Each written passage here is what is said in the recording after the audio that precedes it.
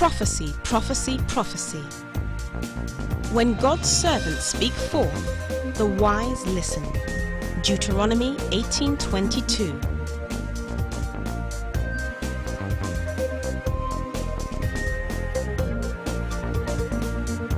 God is still saying something. On Sunday, July 6, 1997, Prophet Tb.Joshua spoke forth a prophetic message, stating that a star, a popular person, would die. These were his words. Amen. Amen. A star will fall. By next Sunday, I will tell you the length of days. Let us keep our finger across. One popular person will die. There's nothing we can do about it.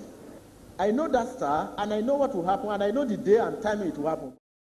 On Sunday, July the 13th, 1997, Prophet Tb.Joshua spoke further on this prophetic message, stating that the popular person was a woman and that she would pass away in an overseas country.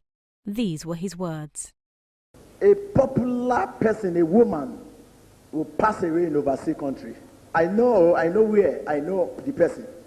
People will condemn her because what lead to her death, people will not like to hear. On Sunday, July 27th, 1997, Prophet Tb.Joshua spoke a final time regarding the popular woman who would die in an overseas country. He then specifically stated her name. These were his words. 3 weeks ago, I want to remind you, this is an international issue. Many of us are here when I ask people to pray that a star will fall. Great star that will shake the whole world. And it will come to pass. And I told you it's a very young person. The whole world will shake. Is it Danny? Danny. I will be here with you people. You learn of what happened. It's a disaster. It's not something that... In the early hours of the morning, on Sunday, August 31st, 1997, news broke out around the world that Diana, Princess of Wales, had just died. This is BBC Television from London. Normal programming has been suspended.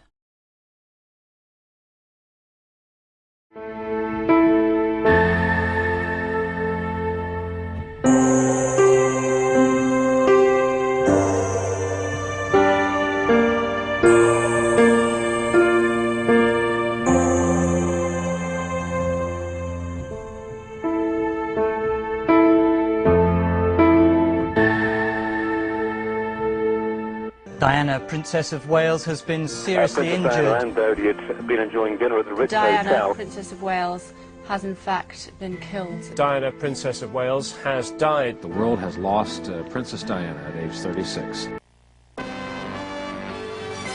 This is CNN Breaking News.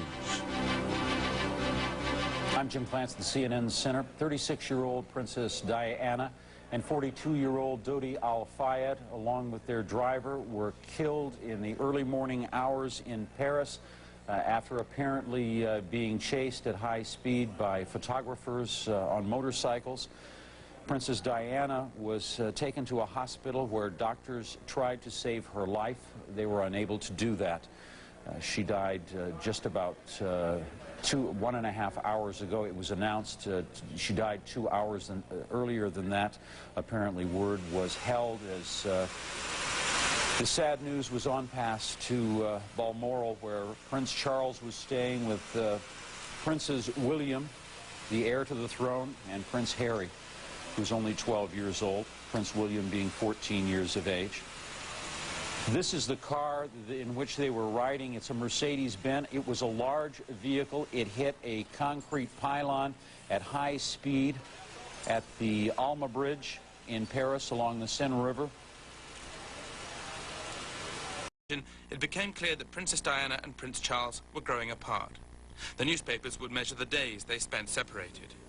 A book, Diana, Her Story, by Andrew Morton, revealed details of her unhappiness. She had developed eating disorders and was even reported to have attempted suicide.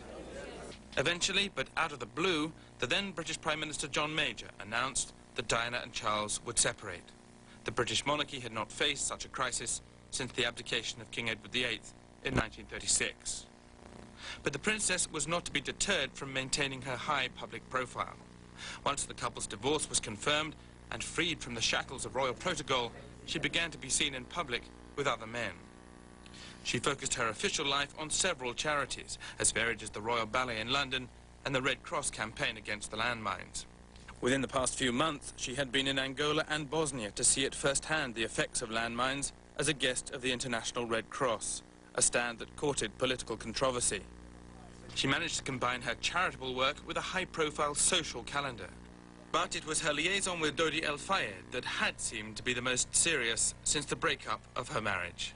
Tim Lister, CNN, reporting.